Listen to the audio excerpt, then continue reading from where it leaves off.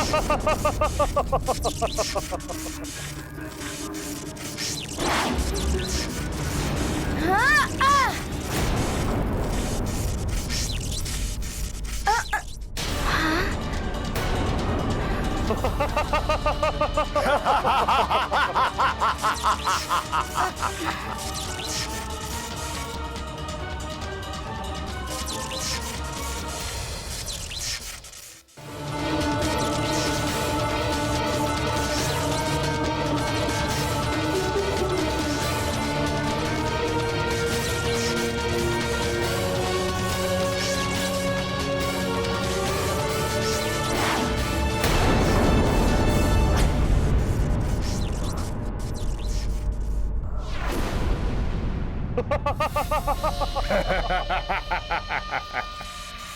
अब स्वर्ग की समय सीमा तक तो क्या, तुम अपने जीवन के अंतिम समय तक इसी यक्ष युग में फंसे रहोगे वानर, और इसी में तड़प तड़प कर अंत हो जाएगा तुम्हारा।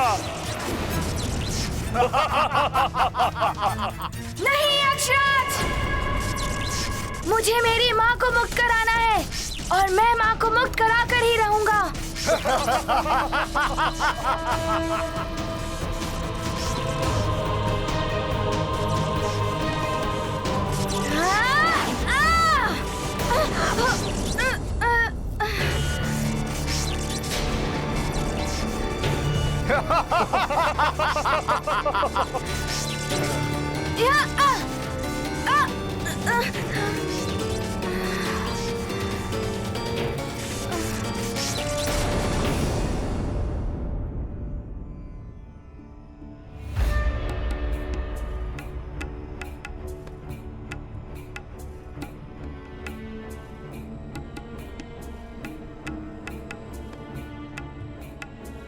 महारानी जी और उनकी माताजी बालकों के साथ झील की ओर क्यों जा रही हैं?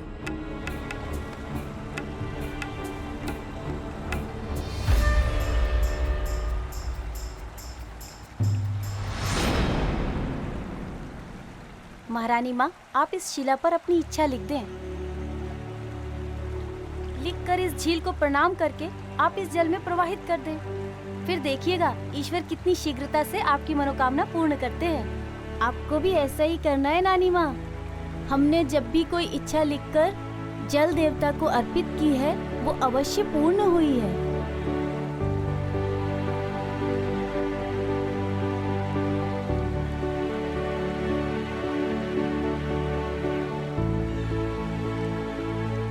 लीजिए, इस खड़िया से लिखिए। ऐसे नहीं महारानी माँ, छुपा कर लिखिए। अपनी इच्छा सबको दिखाकर नहीं लिखते।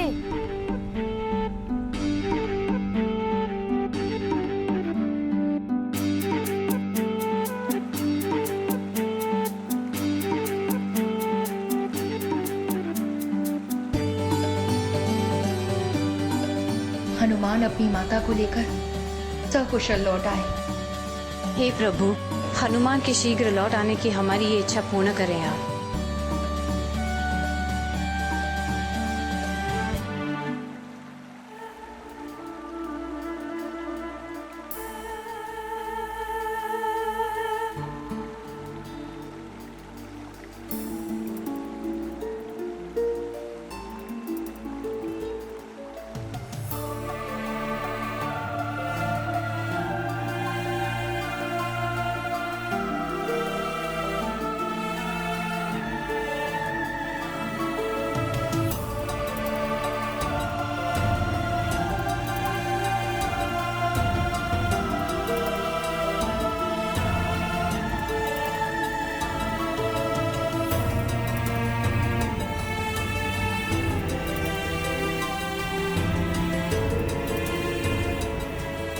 महारानी माँ और नानी माँ की इच्छा पूर्ण हो प्रभु।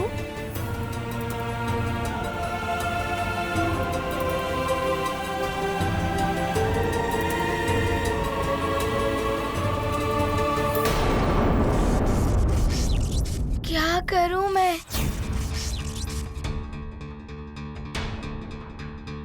माँ, माँ। हनुमान, यदि शांत मन से कार्य किया जाए तो तुम्हारी शक्तियां तुम्हारी मित्र हो सकती हैं, और यदि वही कार्य श्रोध और क्षोभ में किया जाए तो तुम्हारी शक्तियां तुम्हारी ही शत्रु बन जाती हैं।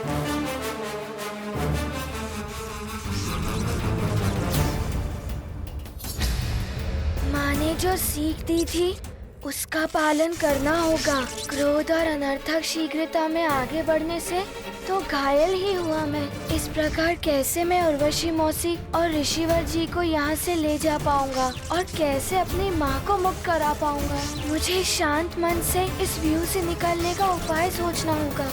न जाने क्या होगा हनुमान का। मैं तो अपनी करने का फल भोग रही हूँ, किंतु हनुमान वो तो निर्दोष है। मेरे कारण ही उसे ये दंड मिला है। हे प्रभु, रक्षा करो हनुमान की। माँ ने एकाग्रता और ध्यान की सीख भी दी थी। पुत्र हनुमान, सारे कार्य बल और स्फूर्ति से नहीं होते। कुछ कार्यों में धैर्य और ध्यान की आवश्यकता होती है। ध्यान? ये ध्यान क्या होता है माँ? ध्यान एकाग्रता की चरम सीमा होती है। मन को शांत रख के एकाग्रता और ध्यान से कार्य करना होगा, तभी इस उलझन से निकलने का उपाय मिल सकता है। क्या हुआ महाबली? कहाँ गया तुम्हारा बल? इतने में ही शिथिल पड़ गई तुम्हारी देह। व्यू की रचना को जाने बिना आगे नहीं बढ़ा जा सकता, किंतु यहाँ से तो पूर्ण यक्ष व्यू को देख ही नहीं पा रहा हूँ। अपना आकार घटाकर इस व्यू की रचना को देखा और समझा तो जा सकता है।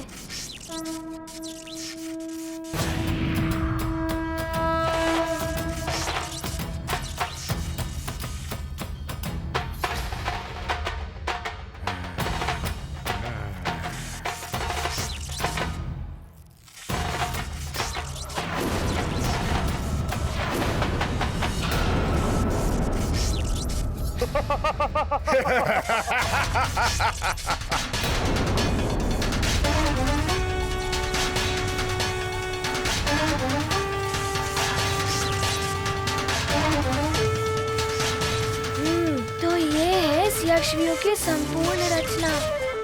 अरे हम भी अपनी इच्छा इन शिलाओं पर लिखेंगे। हाँ, मैं भी लिखकर जल में प्रवाहित करूंगा। हम भी लिखेंगे प्रभु, हमारी भी इच्छा पूरी करेंगे। ये तो उत्तम विचार है। चलो चलो।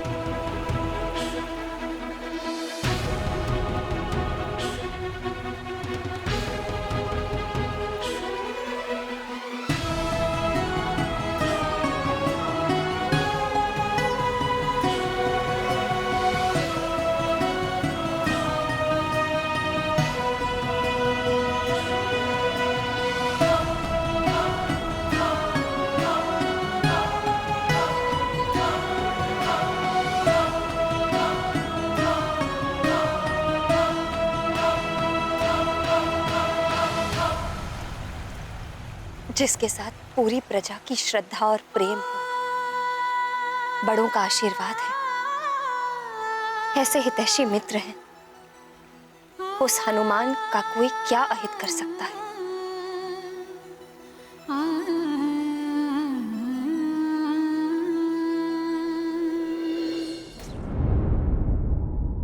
मैं दैत्य गुरु हूं, तुम्हारा सेवक नहीं कि जब चाहो तुम मुझे बुला लो।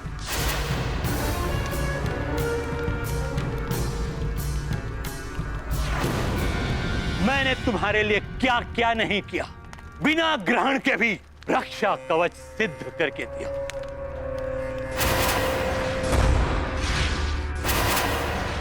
तुम्हारे कहने पर अपने कर्तव्यों के विरुद्ध जाकर अपने ग्रह दशा परिवर्तित की, और तुम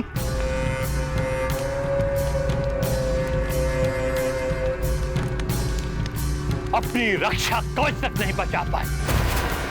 क्षमा करें।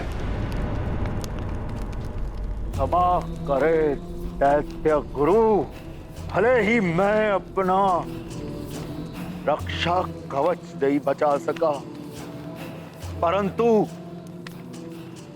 परास्त होकर पीछे भी नहीं हटा था मैं, और अब भी शांत नहीं बैठा हूं मैं। उस नारायण के नर रूपी अवतार को ढूंढने के लिए अपने विशेष गुप्तचर योद्धाओं को भेजा है। अब नारायण अधिक समय तक नहीं छुप पाएगा। परंतु इस बार पहले जैसी मूर्खता मत कर। दैत्य गुरु, शांत हो जाओ रावण, शांत हो जाओ।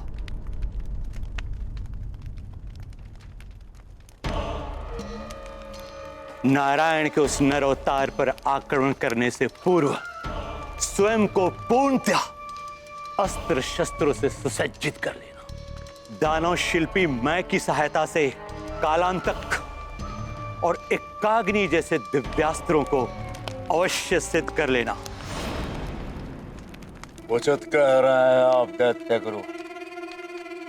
मैं शीघ्र ही ससुर श्री को बुलावा भेजता हूं। एक बात और स्मरण रहे,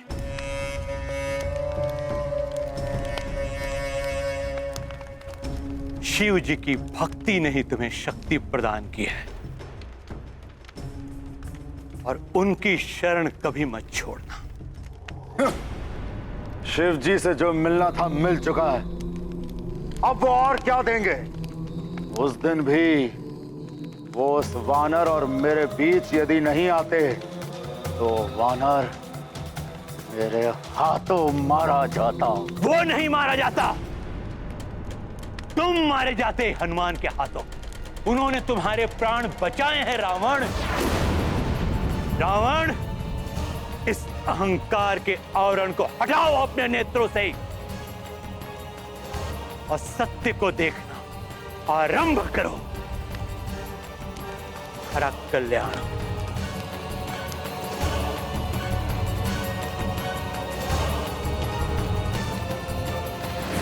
अहंकार का आवरण, सत्य का अनावरण, मेरे शिव जी ने मुझे बचाया। मेरे प्रभु, मेरे महादेव, मेरे भोलेनाथ की जय हो। कुछ भी करके मुझे वो दिव्यास्त्र प्राप्त करना ही होगा। इसके पश्चात मैं उस नर रूपी नारायण के अवतार का वध करूंगा। फिर मेरा हित कोई नहीं कर सकता।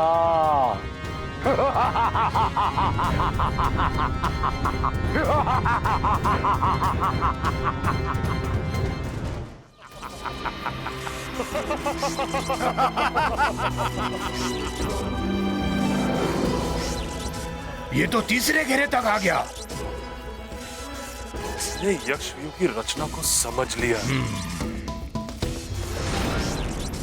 मैं इस यक्षव्यूह की रचना को ही परिवर्तित कर दूंगा। फिर नहीं निकल पाएगा ये इस घेरे से।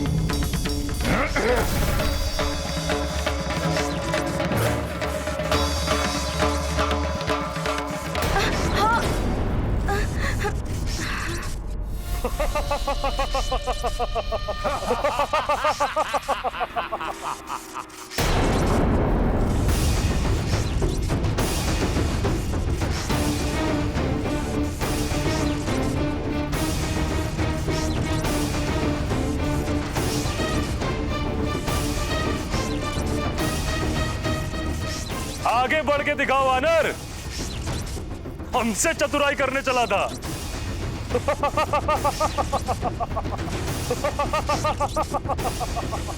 इस समय मेरे पास भले ही वरदानी शक्तियां नहीं, किंतु माँ का आशीर्वाद अवश्य है। मैं युद्ध करूंगा।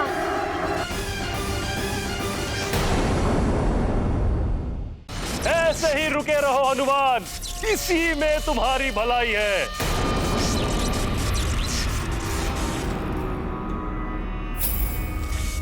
शत्रु को ढाल बना लेना चाहिए, किंतु शत्रु तो व्यू के बाहर है। किंतु यहाँ तो ये अस्त्र शस्त्र ही मेरे शत्रु हैं।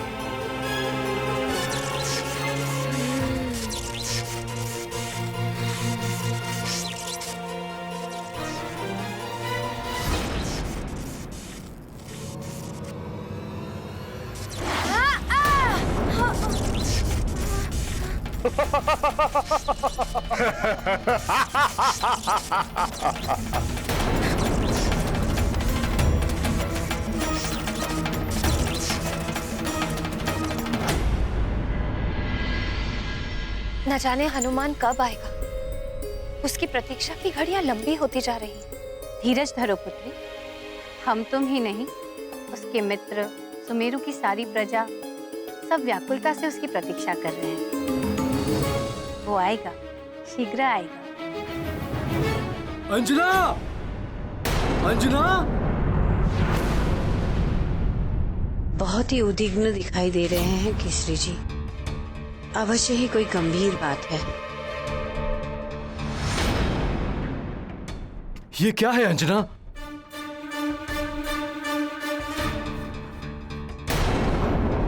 मैं आपको अपने प्राण, अपना हनुमान सौंपकर स्वर्ग जा रही हूँ।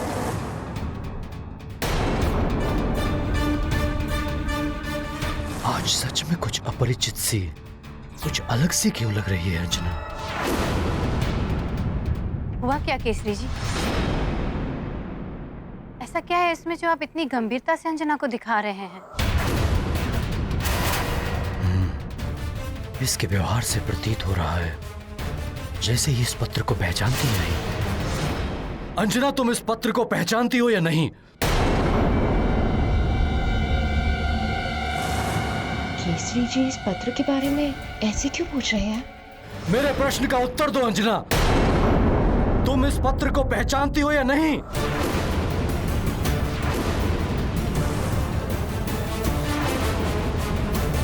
मैं कुछ पूछ रहा हूं अंजना। हाँ, मैं पहचानती हूँ इसे। इसे मैंने मंदिर के ग्रंथ में रखा हुआ देखा था। आपका है क्या? क्या लिखा हुआ है इसमें? आश्चर्य है, अंजना का लिखा हुआ पत्र अंजना ही नहीं पहचान पा रही है।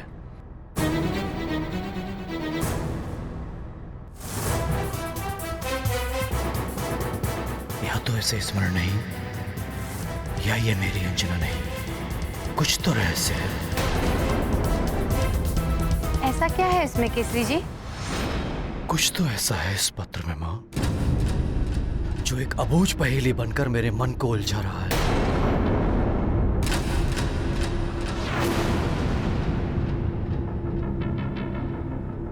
इस पत्र का आशय क्या है?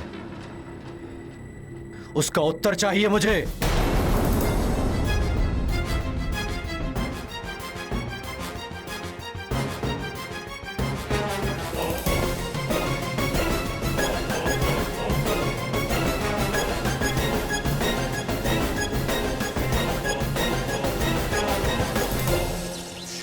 अति आनंद।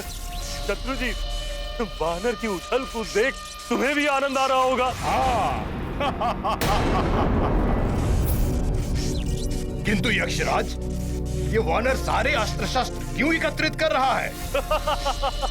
अरे वानर बुद्धि है ना, सोच रहा है सारे अस्त्र शस्त्र निकाल लेने से व्यू खंडित हो जाएगा।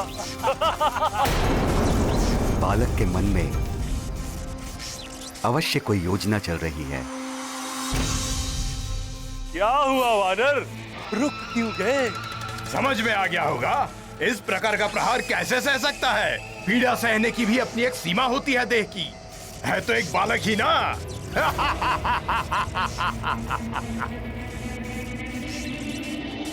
ये कर क्या रहा?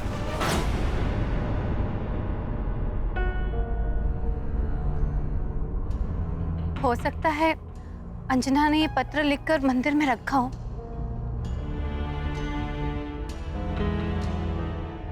इसका अर्थ है कि महाराज को सब ज्ञात हो चुका है कि अंजना स्वर्ग में है और मैं अंजना नहीं। उन्होंने उत्तर मांगा है मुझसे। यदि हनुमान यहाँ होता तो सच्चाई बताने में कोई दुविधा नहीं होती, परंतु अब क्या करोगी तुम? अब सच्चाई छुपाने से कोई लाभ नहीं है माँ। मैं अभी जाकर उन्हें सारी सच्चाई बता देती हूँ। नहीं, अभी ऐसा मत करो। हो सकता है हनुमान शीघ्र ही लौट आए। यदि तुमने अभी बता दिया तो केसरी जी कहीं कोई अनर्थ न कर बैठे। और हनुमान को दिए हुए तुम्हारे वचन का क्या होगा? माँ, मेरी एक विनती आपको माननी होगी।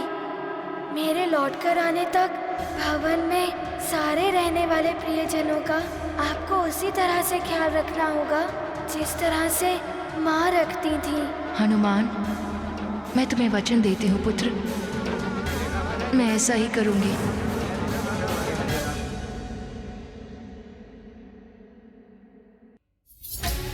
हे प्रभु, अब तुम ही सबकी रक्षा करो, कोई अनर्थ न हो पाए। हनुमान! नहीं हनुमान, यदि तुम्हें कुछ हो गया तो मैं अपने आप को क्षमा नहीं कर पाऊंगी। हनुमान! हनुमान!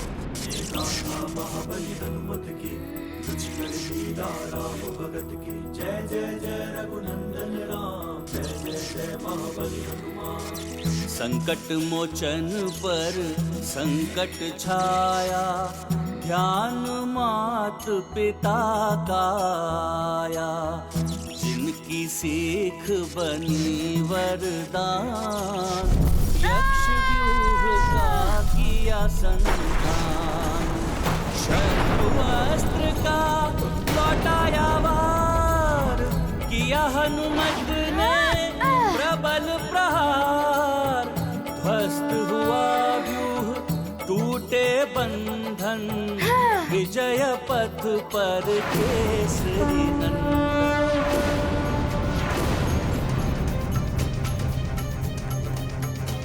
अंजना, ये विस्फोट की ध्वनि कैसी थी? न जाने क्या होने वाला है। मेरा मन बहुत व्याकुल हो रहा है।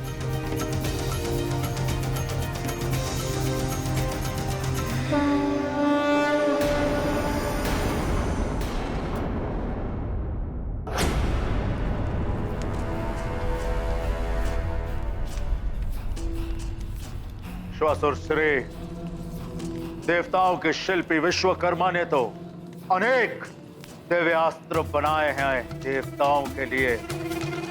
आप हम दानवों के शिल्पी हैं। आपने ऐसा कौन सा महाविध्वंसक अस्त्र या शस्त्र बनाया है हम असुरों के लिए? शीघ्र दिखाइए मुझे। अवश्य लंकेश, मेरे बनाए हुए अस्त्र भी महाविनाशक हैं, दिखाता हूँ।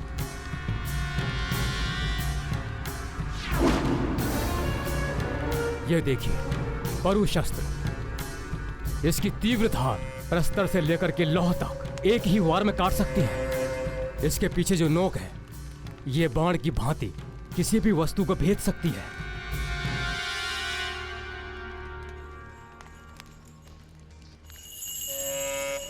ये देखिए घनास्त्र, इस भयानक घन के एक ही वार से पर्वत भी चकनाचूर हो सकता है।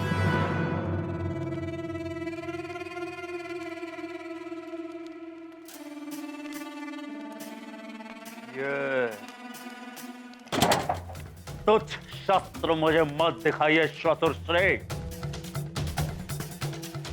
कदाचित ये सब असुर सैनिकों के हाथों में शोभा दे सकते हैं, परंतु लंकेश दशानन के हाथों को छूने के भी योग्य नहीं है ये।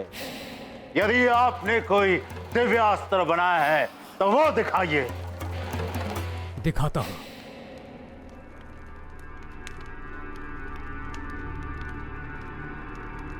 ये देखिए, ये है दिव्यास्त्र, दृष्टि युक्त कटार। अगर इसे लक्ष्य करके वार किया जाए तो ये अपनी दृष्टि से तब तक पीछा करता है जब तक उसे भेद न ले। ये देखिए इसकी दिव्य शक्ति।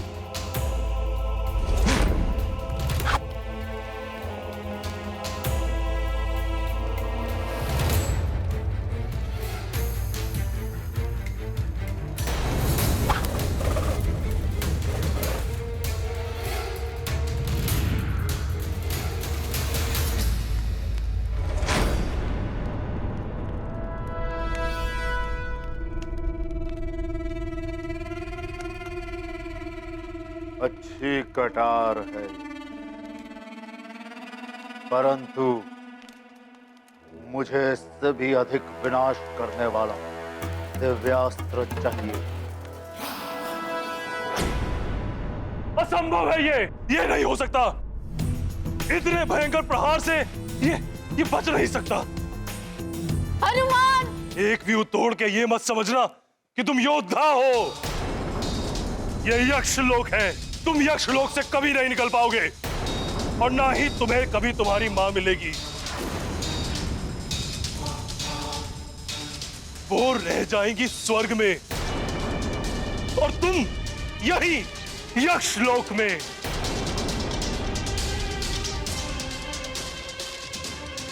मैं मां और पुत्र का मिलन होने नहीं दूंगा, होने नहीं दूंगा, होने नहीं दूंगा, होने नहीं दूंगा, होने नहीं दूंगा। इसे तो मैं देखता हूं यक्षराज।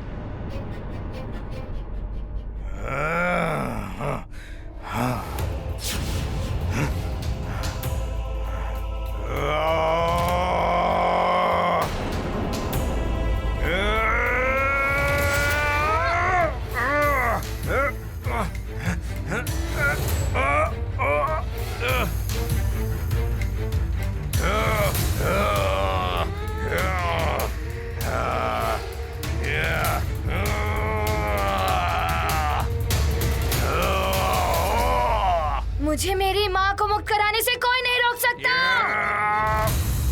मैं रोकूंगा तुम्हें।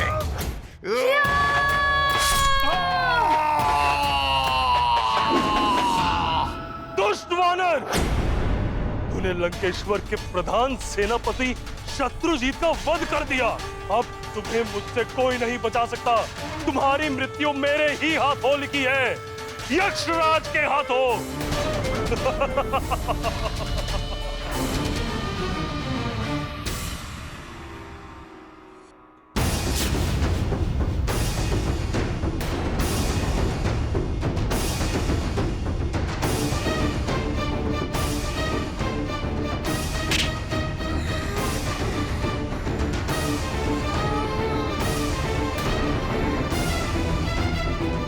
मुझे मेरी माँ से मिलने से कोई नहीं रोक सकता।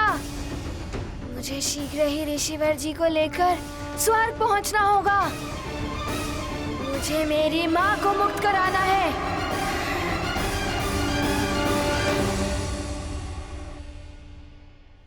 ये देखिए लंकेश,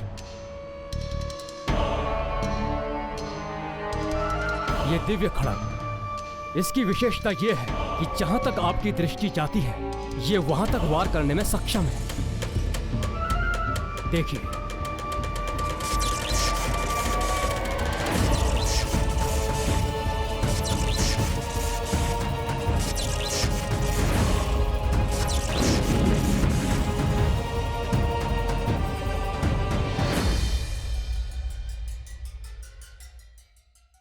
आपके इन दिव्यास्त्रों में ऐसा कौन सा दिव्यास्त्र है जो नारायण के नर अवतार का अंत कर सके?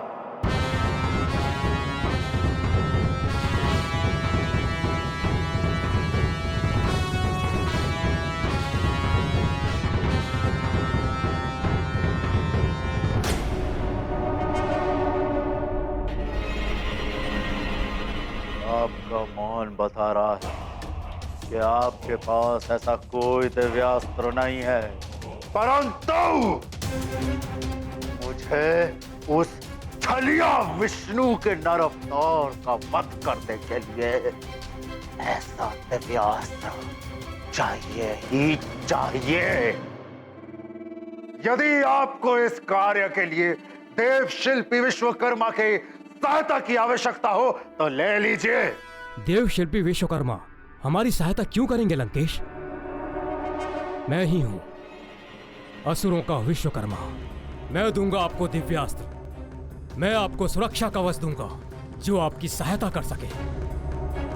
भले ही शुक्राचार्य आपसे रुष्ट होकर चले गए हों, परंतु आप चिंता ना करें, मैं आपको वो दिव्यास्त्र दूंगा जो नारायण के नर अवतार का ही नहीं विष्णु का भी वध करने में सक्षम होगा। फिर भी यदि आपको देव शिल्पी विश्वकर्मा की आवश्यकता हो तो बता दीजिएगा। रावण है हम, नवग्रहों को तक बंदी बना दिया था हमने। विश्वकर्मा को विवश करना तो साधारण सी बात है।